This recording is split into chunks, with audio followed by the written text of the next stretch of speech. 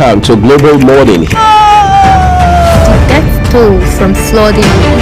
Most time our politicians just bring in policies too, for sure. If you don't say we have several more stories. The legislature was carefully crafted to 22.2% inflation rates as of April this year. What does that say about where we are as a country? I think Nigeria has resorted to being resilient. Before you call the police station, before they even leave, they take permission from the I don't think there's really anything on ground to improve. We struggled as a strike. Minister of Education volunteered and said, give me 2 weeks. It was a life. The president never gave me any deadline.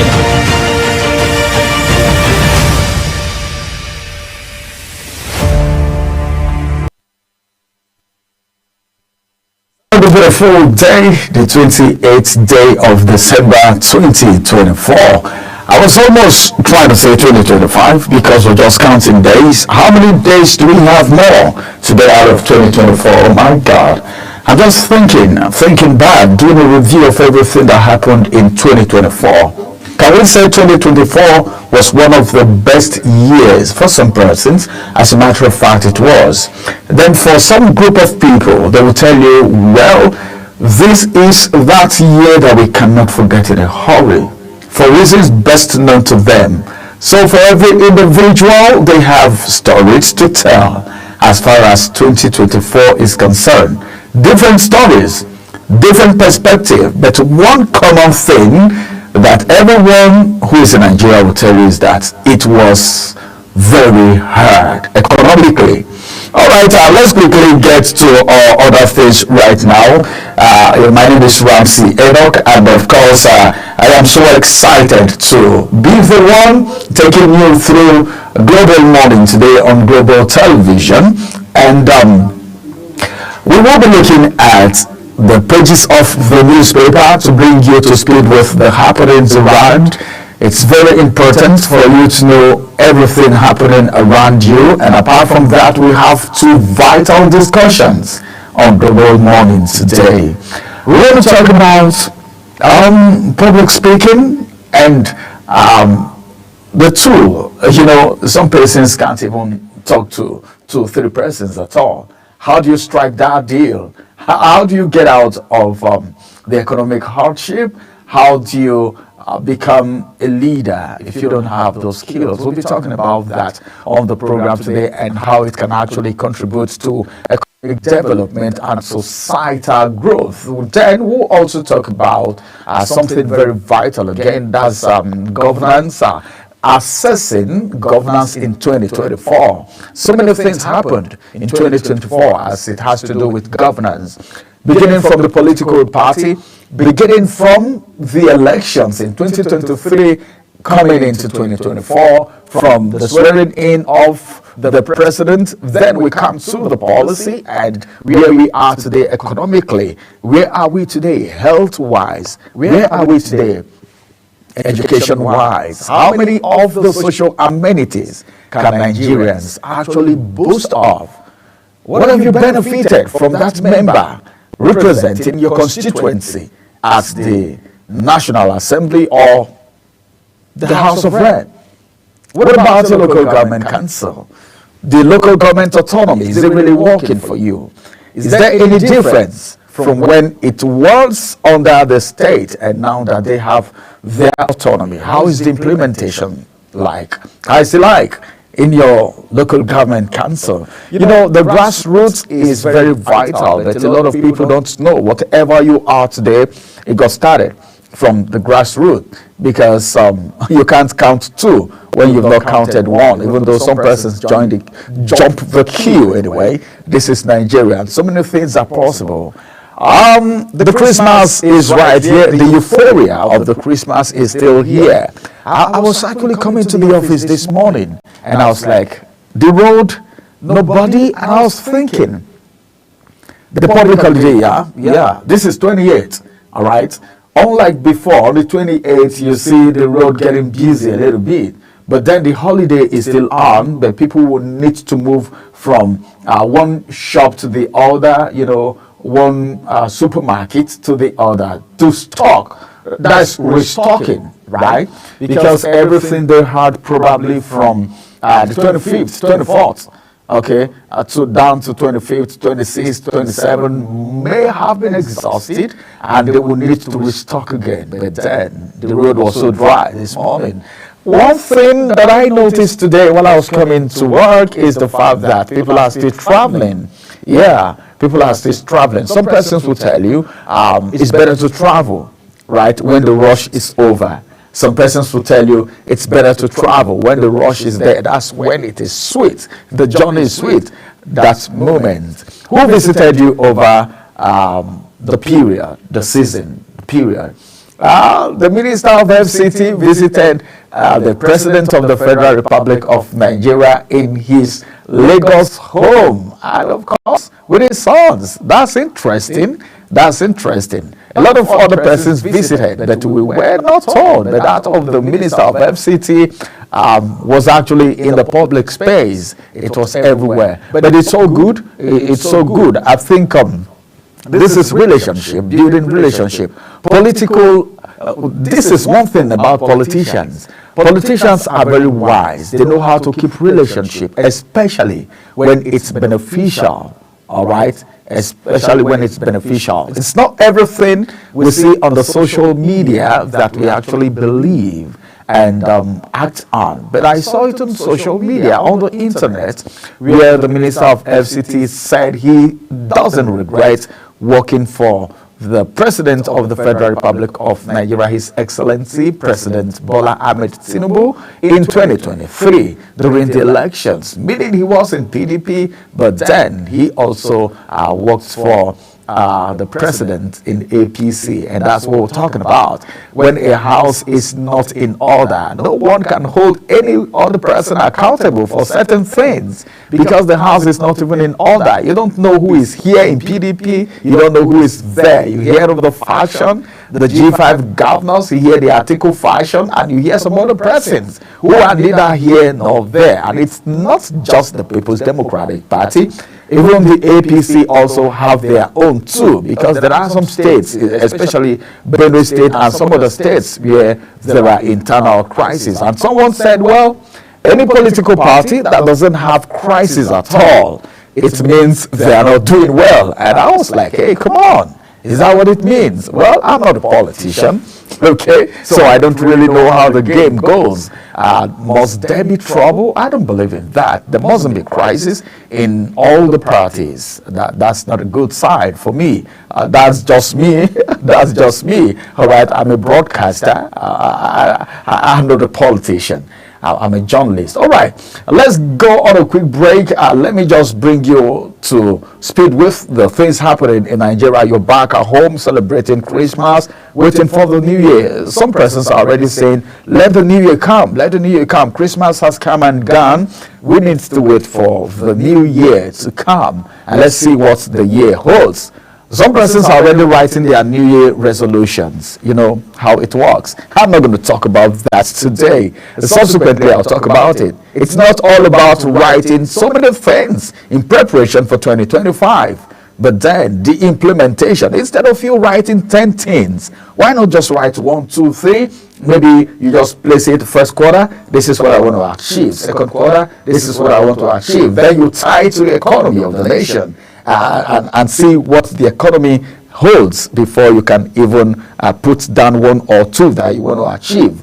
I think what we should be doing right now is how to contribute our quota to societal development, economic growth, and of course supporting governance, because the people in government need our support in as much as we need them to do the right thing too, right? It's time for us to look at the pages of the newspaper, so we will go on a quick break. When we return, I'll bring you to speed with what the papers are saying on this 28th day of December 2024. I will be back after this break.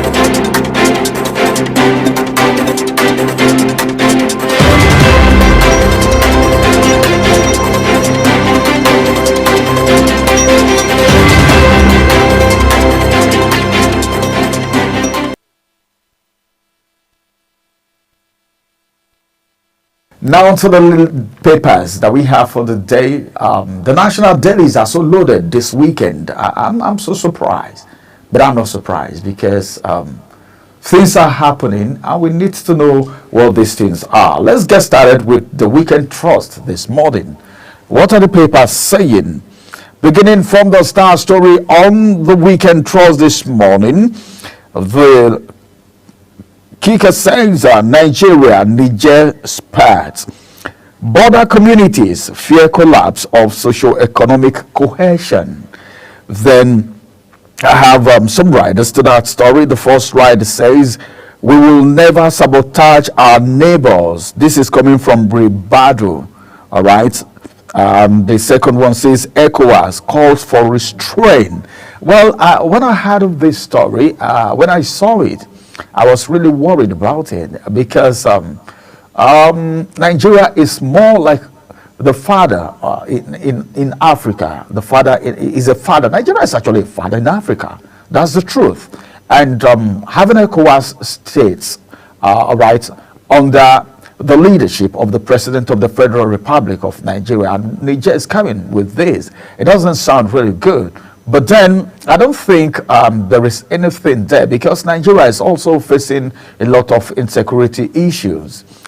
So, like we're saying that some of the people terrorizing the country are foreigners, the same thing they are alleging. But then I don't think Nigeria wants to do anything to support whatever it is that will affect Niger Republic. So that's what they should know. But a community fear collapse of socio-economic cohesion. These are two countries that benefit different things from each other. And this may actually hamper some form of relationship, maybe reduction in the level of the relationship that exists between Nigeria and Niger. But then I think the authorities need to rise to the occasion. More headlines coming from the Weekend Trust this morning. Uncertainty over renewed efforts to revive Ajaokuta. Details on page 10. 2024, fame, fortune, farewells in Nigerian entertainment. Page 21 is where you get that detail. Then still below the nameplate, big wigs who dumped opposition parties for APC in 2024. All right, details of that you can find on page 34 of the Weekend Trust. Big wigs who dumped opposition parties for the ruling party, that is the APC. I'm actually looking forward to when the Constitution will not allow cross-carpeting anymore. But then, can it really work in Nigeria? That's it. Because the same people who are cross-carpeting are the ones making the law.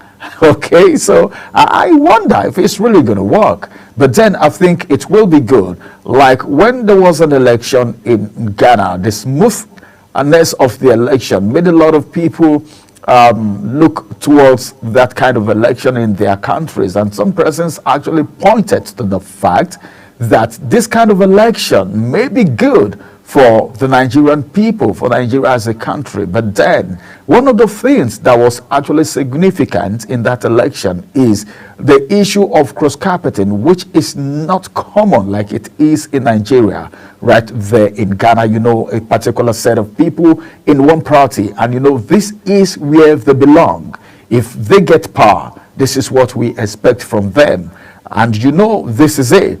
So this party, this is their capacity. Then you move to the other party. But in a situation whereby you see people in this party today, you see them in the other party, when they are not satisfied, probably they don't get the tickets or whatever it is that made them go to that party, they defect again to another party. And you see a recycling of the same set of people, the same people with the same kind of mindset, people with the same kind of mentality, people with the same kind of aims and objectives, and that's where the problem lies. So a lot of people have actually cross-carpeted in 2024. Just recently, we heard that some persons left in the house, left the Labour Party to APC, and someone said they actually need to be relevant. If there is crisis in Labour Party, which is a baby party as far as I'm concerned. Labour Party is a party that just came up, and it was because it was tied to a personality, as a matter of fact. And the crisis in Labour Party now, these persons need to know what the future holds. And that's the reason they have to defect from the Labour Party to the ruling party. And someone said something. One of my guests on one of my programs said, well, he didn't even know they were going to stay that long in Labour Party right there in the House at the National Assembly, that they even try being loyal to the Labour Party until the time they defected. So that's what we're talking about. You need to be relevant in whatever you are. You need to be relevant. Relevance is important, especially for politicians. So bigwigs who dumped opposition party for APC in 2024. If you want to know them, pick a copy of The Weekend Trust and go straight to page 34. You'll get that story right there. More headlines still coming this morning. As a matter of fact, let's get to this one. This one say how Southern Kaduna Cultural Festival is reviving lost bonds. That's so interesting. Lost bond being uniting people. Most of the things that happen during festive period have reasons. It has aims and objectives, and uniting people is very important. One of the things that I know as a wonderful unifying factor is sport. You won't know when you will hug your enemy if your team is leading. All right, more still coming from The Weekend Trust this morning. Inside life of Nigeria inmates awaiting trial. Details of that you can get on page 24, and that's the size of the headlines from The Weekend Trust. From The Weekend Trust, let's get to the next paper, which is The Guardian. What is The Guardian saying this morning? Let's quickly look at The Guardian, and above the nameplate, I have this story which says, interrogating Africa's feeding opportunity to exploitation. That's that from there. Let's move away from there and go to the next one, which says, the big story now, which is the star story. Focus on governance, politicking, all right? Focus on governance, not politicking in 2025. Nigerians tell politicians. Focus. We're going to talk about this today on the program, as if I knew, picking this topic, very, very vital, governance, assessing governance in 2024. Even Nigerians are already telling politicians on the Guardian newspaper this morning that they should focus on governance and not politicking in 2025. All right? Focus on governance. Everyone is getting ready for 2027.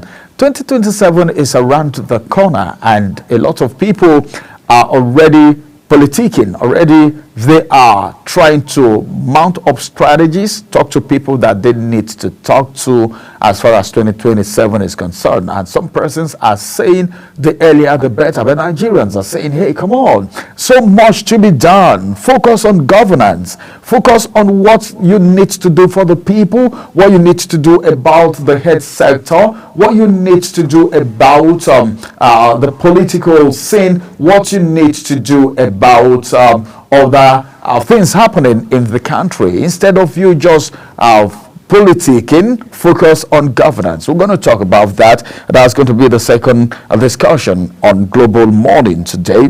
And the picture story, you have some very, very big politicians' pictures right there. You have the president, you have the vice president, you have the Senate president, you have Abbas, you have Abdul Razak, you also have Biodun, you have Yahaya right there. A lot of politicians lined up here. Let's focus on governance and not politicking in 2025, because we have an economy to bring up. We have so many other things to do. All right, as a matter of fact, let's quickly get to the next headline, still on the Guardian newspaper this morning.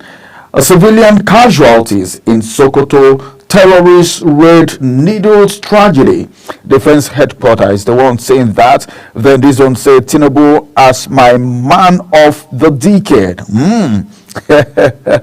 Well, Tinubu as my man of the decade. That is some statements coming right there. Let's quickly get to the next paper. That's the size of the headlines from the Vanguard news, the Guardian newspaper, I beg your pardon. Let's get to the Punch and see the punchy headlines that we have. This one beginning from the big story, the start story on the Punch newspaper, Saturday Punch. Sokoto bombing, villagers kick as defense headquarters declares victims killed by terrorist explosives. Just one writer to that story, and the writer says how we lost friends and family members in the season of celebration. We want to say the soul of everyone that was lost in that incident rest in peace. This is coming from survivors. Heartbreaking tales of Nigerian flees by growing epidemic of charity scam. Then more still coming. This one says Sharia law will cause anarchy in Southwest. Traditional leaders are warning. Sharia law will cause anarchy in Southwest. Traditional leaders warn. Northern elders orders knock Tinubu for insisting on tax bill. Northern elders orders knock Tinubu for insisting on tax bill. Okay, and this one says Oni's ex-queen on hunger strike in Agodi prison, says mother. That is tied to the incident in Oyo State, the stampede, the first stampede that happened in Oyo State. And finally, from the Punch newspaper this morning, Nigerians killed regularly in South Africa without justice. Community president is the one crying out. Imported food inflation hits 42% as federal government duty waiver delays. Well, the waiver of the duty is very important. I wonder why there is a delay in that. All right, our time is fast spent. We'll go on a quick break. But before we go on a quick break, let's look at the nation's newspaper where it says Sokoto air strike. Federal government will investigate causes, ensure justice, says Matawale. Christmas tragedy. Gunmen kill Catholic priest in Anambra State. Two riders to that story. 23 arrested for armed robbery, kidnapping others. Alia talks tough on fresh killings in Benue. China and Nigeria renew currency swap agreement. Details you can find on page 4 of the nation's newspaper. NCAA fan to blacklist unruly passengers. Then now to the big story. The Star story says Niger's president under fire at home over attack on Nigeria. Some riders to that story. Ribado, if we refuse UK military base, why France now? Allegations aim to sow chaos in northern Nigeria. This is coming from Bwala. No evidence of fresh base anywhere in Borno. Defense expert Zagzola is the one saying that. Then the last rider to that story says, despite politicians behind row with Niger, Arewa think tank is the one saying that. And finally, from the nation's newspaper, 2024 year of ferment, revival, and landmark. And that's going to be the size of the national dailies, what the national dailies are saying this morning. We will go into the first discussion, and that's going to be after this break, where we'll have our guests join us for the conversation proper. Stay with us as we return with the first conversation after this break.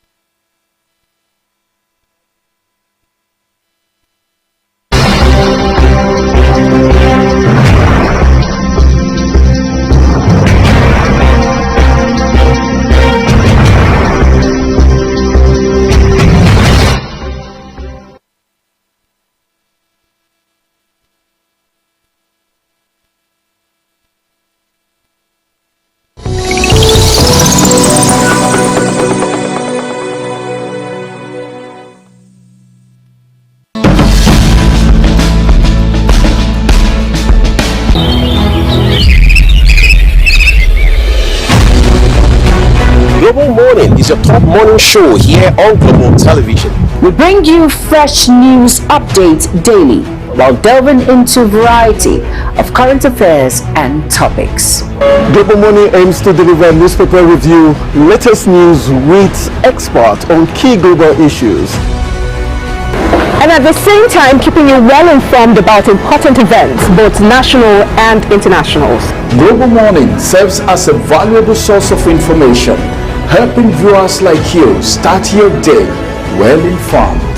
Stay connected from Mondays to Sundays to a wide range of the latest news making rounds on Global Morning. What's your problem? We're on the road to protest.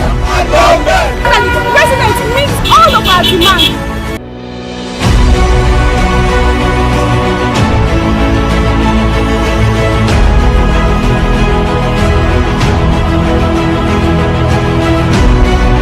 This is Global Morning.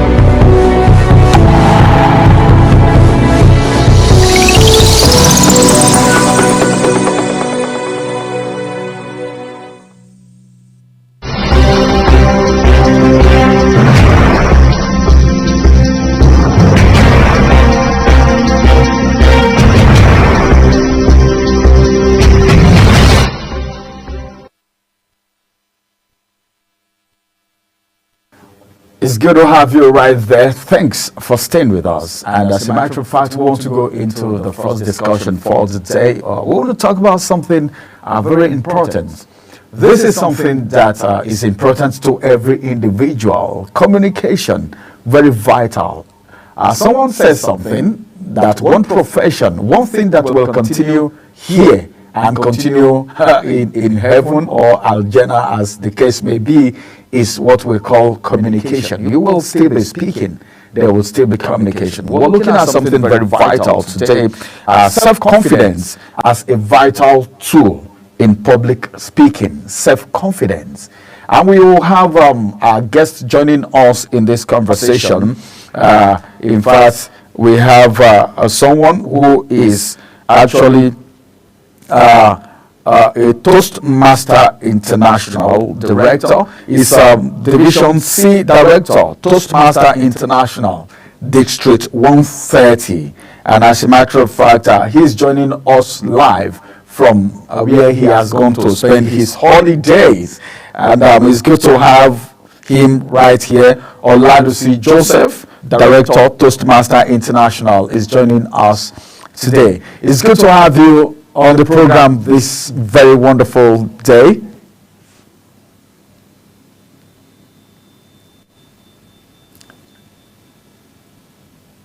Can you hear me? You can hear me. All right. We are looking at self-confidence as a vital tool in public speaking. And Oladusi Joseph is the one joining us. Oladusi Joseph, DTM. That is, for those who are Toastmasters, you know what I'm talking about. He's the Division C Director, Toastmaster International, District 130. And can you hear me? Yes, loud and clear. I can hear you. It's good to have you. I'm depriving you of your sleep right now so that you can be part of the program. It's so good to have you, Director. Thank you very much. All right, we're looking at public speaking as a tool. I'm talking about confidence now. I'm talking about self-confidence as a tool in public speaking. What's public speaking? When we say public speaking, is it just to stand in the crowd and talk in the public, in the market, everywhere? Is that what public speaking is? Thank you very much for having me on this call. My full names are Oludaisi Joseph. I thought I should bring that to the fore before I continue with the answer to your question. Oludaisi Joseph, Distinguished Toastmaster, meaning that is the highest educational award that you get in Toastmasters International, which is a 100 years old organization. And having said that, public speaking, do you know that there are two fears that men and women all over the world entertain in their lives? One, the fear of death, and the second, the fear of public speaking. Now, for me as a person, and of course for everybody, one day you will die. I can't do anything about the first fear, which is the fear of death, because it is appointed for you to die once. And then the second part, which is public speaking, that is where we come in, meaning that we can salvage the issue of confidence or no confidence, the issue of being bold enough to face an audience, whether a small audience, a big audience, online audience, physical audience, no matter what the audience is. The ability to have confidence in what you are saying is essential for your growth, whether personally, professionally, whatever sphere you find yourself. So why is it that people lack confidence to express themselves? Why is it that people are afraid to speak, whether in public or among themselves, among their friends? So that question is purely because of several reasons. One of them is the fear to make mistakes. People are afraid to make mistakes. And when you entertain that fear of making mistakes, you will run away from speaking in public. Number two, reasons why people lack confidence or they entertain no confidence level is the fear of, what can I say? And of course, you must know what you want to say before you speak in public. So what do we tell people to do to gain that confidence? It is to prepare yourself. It is to know your audience. It's to know what to say. If you know what to say, then you will have solved half of the problem. If you now put yourself out to the platform where you are being, maybe you are being interviewed or being asked a question, then another step, you have taken a positive step in overcoming that fear of public speaking or overcoming that lack of confidence. Because it is when you expose yourself, really, that you get mastery of presentation. If you don't expose yourself, then you will still be entertaining fear. So what do we tell people? The first answer to the question, know what you want to say. And of course, how do you know you have to prepare for it? You have to research, do your research, and then prepare the message. Once you know what you want to say, prepare. How do you want to say it? What kind of audience do you have that you want to address? So you must know your audience. That's number 3. You must know your audience. If I'm speaking to school children, for example, in secondary school or in tertiary institutions, there's a way I'm going to talk to them. If I'm speaking to professionals, bankers, engineers, lawyers, there's a way I will talk to them. If I'm speaking to chief executive officers of companies, there's a way I present myself. So you learn all these things in different levels, but you have to start. So self-confidence starts with the ability to say no. Even if I don't know everything, I will still say something. I will say something based on the knowledge I have. And of course, you grow. As you grow in this aspect, as you expose yourself, as you get yourself involved in topics. For example, there's a current topic going on right now, and you are asked, what is the state of the economy? You should have something to say because you are part of the economy. So public speaking is an art and a science that we can learn. Well, some people say some persons are born public speakers, while some learn to speak. All right. Well, as far as I'm concerned. All right, Director, just for a minute. Okay. Because you're already doing public speaking, you know. You're already speaking. Oh, all right, let's come to talk about it now. We're talking about confidence as a tool for public speaking. Of what importance is public speaking? You know, why should someone venture into public speaking, as a matter of fact? Because Nigerians, now, as it is, everyone, everywhere, do things for reasons best known to them. For you, why do you think people should even bother themselves to say, okay, I need to go into public speaking before you even talk about the confidence of playing that route? Thank you very much for that brilliant question. Why should I go into public speaking? You want to showcase yourself. You want to showcase yourself. You want to show that you have knowledge in a particular niche. You want to show that you are an expert in a particular niche. You want to show that you can contribute to the society or whatever issue that is being raised. It is very important whether you are a follower or a leader.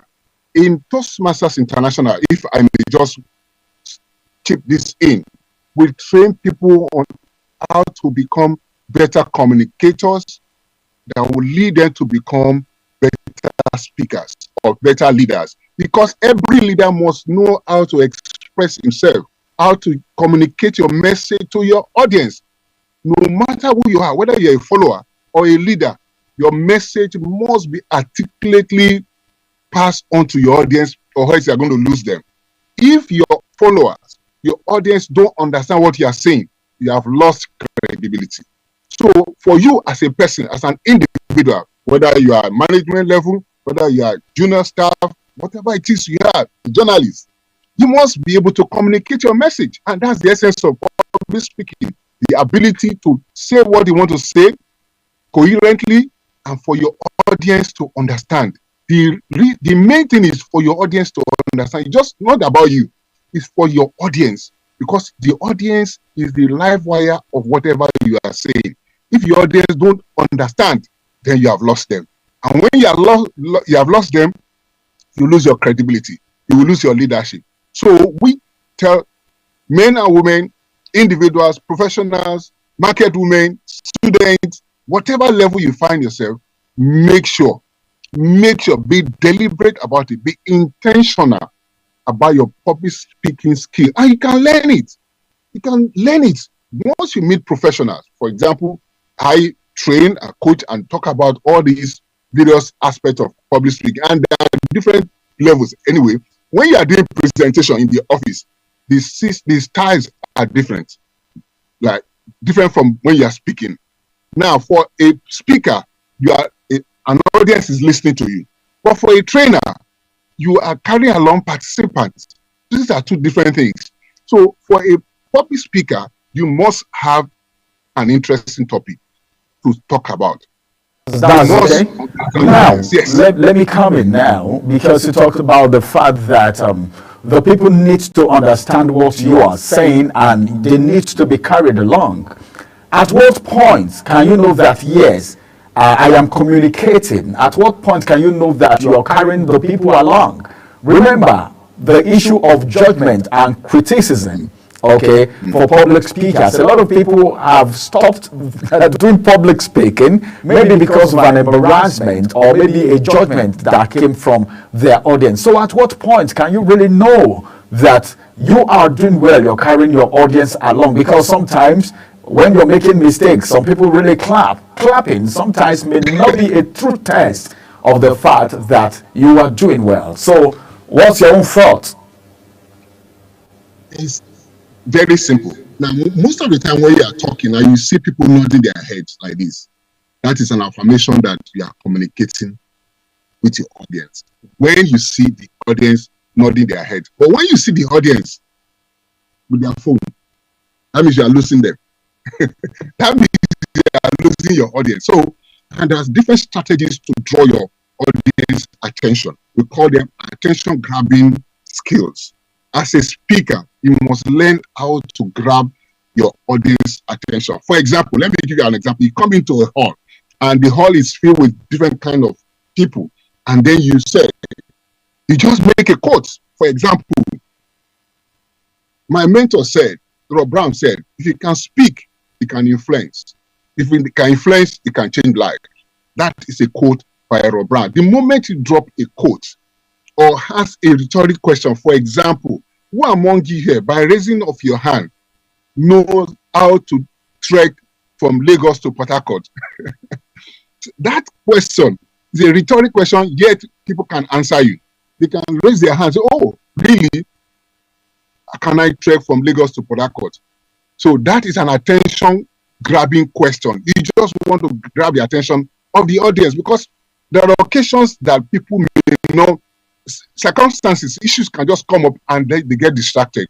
So you as a speaker must have those skills and you learn these skills anyway. You must have those skills to draw the attention of your audience. Very simple. The more you do it, the better you become. It becomes part of you. The more you do this, the more you expose yourself, the more you get trained, you become a better speaker. There are some persons, they start with stories. You start your message with a story. In some cases, you start with question. Some cases, you do affirmation. You say, repeat after me. I'm a wise man. I'm a wise woman. All manner of strategies we use in public speaking space to grab the attention of our audience. So for you to know that you are getting the attention of your audience, when they start nodding to what you are saying, then you know that you have actually caught their attention. So that's one of the strategies we use. You can ask a question, you can do an affirmation, you can even ask everybody to stand up. Yeah, I do this a lot, and do an exercise. Can we all be on our feet and just rub our palms together? What are you doing? You are drawing the attention of your audience. And once you do this, as you get them involved, I tell you the truth, free of charge, your audience will follow you from the beginning to the end. However, there are other persons in the audience that may do what we call in Nigerian Palace, I too know. We call them difficult audience. So, for example, somebody you are making a statement and the person say, it is not true. Do you know what you do? Thank you very much for that, your observation. However, let me finish what my thoughts. Let me finish my thoughts, and then you can add to whatever you know, because I don't know everything. Now, you can interject like that when somebody is trying to pull you down. Some person will clap. The clap is not good. They just want you to round up. You acknowledge, because your audience matters a lot. Don't bully your audience. Just say thank you very much for that clapping. I know our time is almost up. I'm about to finish or round up my thoughts. So acknowledge them and then you move on. You are in charge. In fact, the moment you are on the podium or on screen like this, and you are on the spotlight, you are in charge. Don't get frustrated by difficult audience. In fact, there is a project in Toastmasters we call how to handle difficult audience. You will learn so much. I can't stop talking about Toastmasters because in the last 100 years. Let me ask you a question now. Does public speaking, all right, because one thing is to build the confidence and another thing is to do the speaking. Does it have economic benefit, and how does it contribute to societal growth? Oh, beautiful question. Does it have economic benefit when you become a public speaker? Oh, my dear brother, excellent. I've seen men and women who have honed their skills of public speaking become millionaires. Why? They have helped persons, individuals, and organizations to put their staff strength together, train them, and empower them with these skills. So for the economic part of it, yes, in fact, there is a business of public speaking. I was speaking somewhere. I said there is a business of public speaking. That means public speaking alone is a business, is a niche that I believe that every one of us, if you want to be trained on how to do that, why not? If not, you can tremendously benefit financially from the art and science of public speaking. You, as a person, wherever you are, whatever you are doing right now, whatever level you are, you're a student, you're a married man, you're a housewife, you're a professional, whatever it is, you can actually benefit from the business of public speaking. As I used to tell people, the business of public speaking is very lucrative and it comes at different levels. I have friends who are training children, primary school, secondary schools, children. I have people who are training tertiary students. I have people who are training companies, like we do in my company. We train organizations. So the economic factor, the economic benefit, so huge that if you start from now, in the next 100 years, you cannot scratch it. So I agree with that statement that the economic benefit of public speaking is very, very, very, very lucrative. And I believe that you, even my host, should be part of it. I think this is an invitation. Well, that lies on your shoulder. Meaning, with you, I'm already there. I believe with you, I'm already there, right? Yeah, exactly.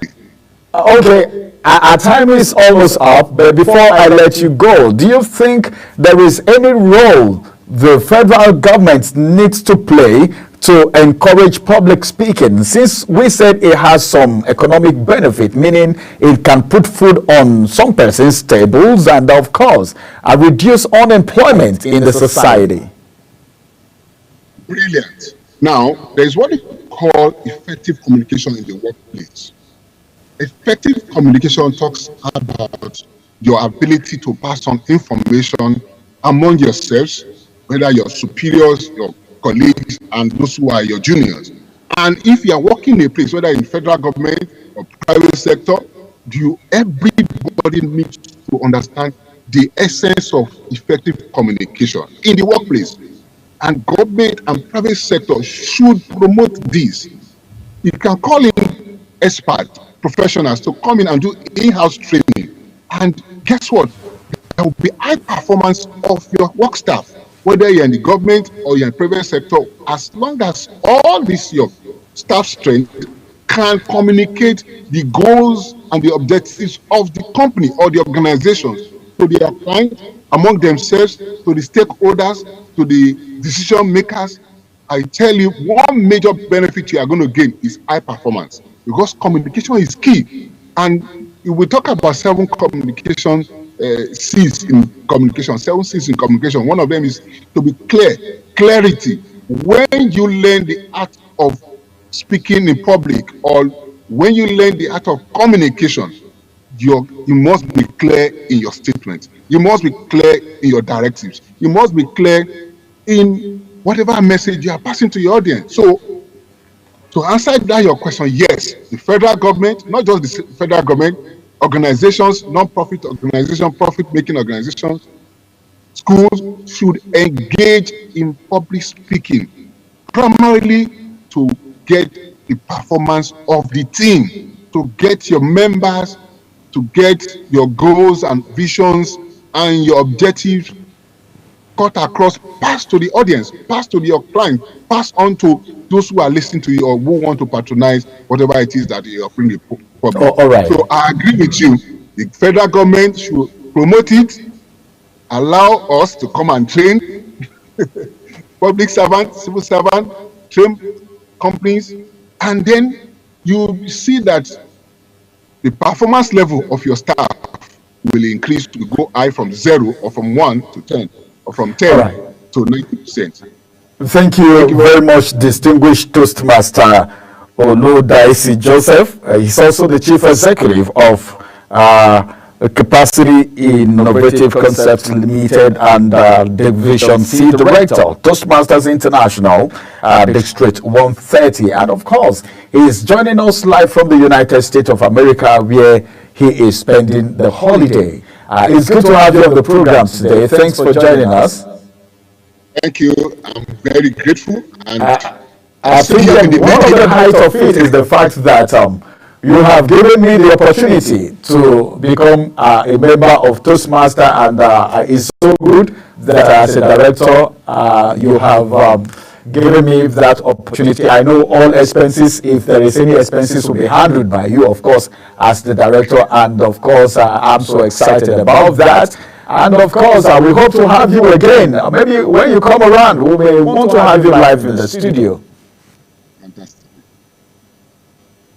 Thank you very much. It's my pleasure being on your show.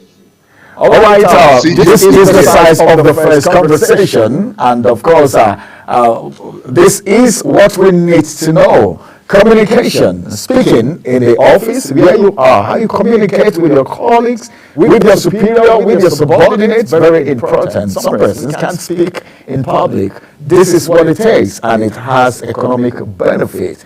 It has to start from somewhere. And that's going to be the size of the first discussion this morning. Very big thank you to all of you for being part of the first discussion. The second discussion is coming immediately, as I already have my guest around. We want to talk about the state of the nation, an assessment of governance in 2024. If there's anything you can remember, you can quickly get on the YouTube channel or on Facebook to drop your comments right there. Okay, Global TV NG on YouTube and on Facebook. We are live. You can drop your comment and your reactions. What is your assessment of governance in 2024? I will have my guests join me for that conversation, and that will be after this break. Stay with us.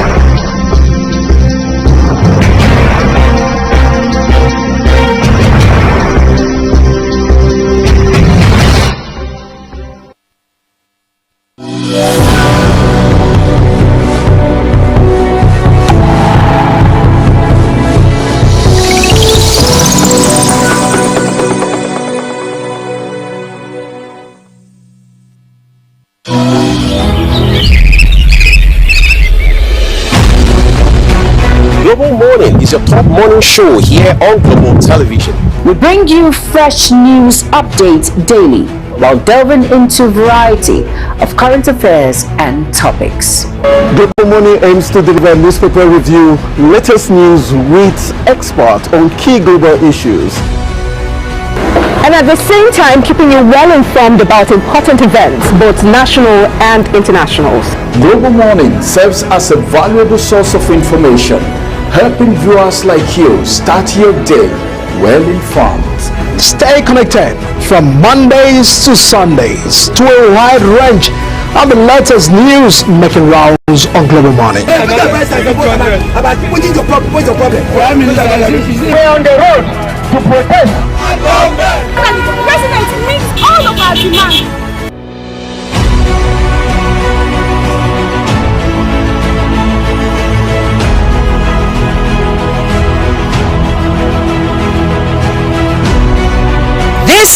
is Global Morning.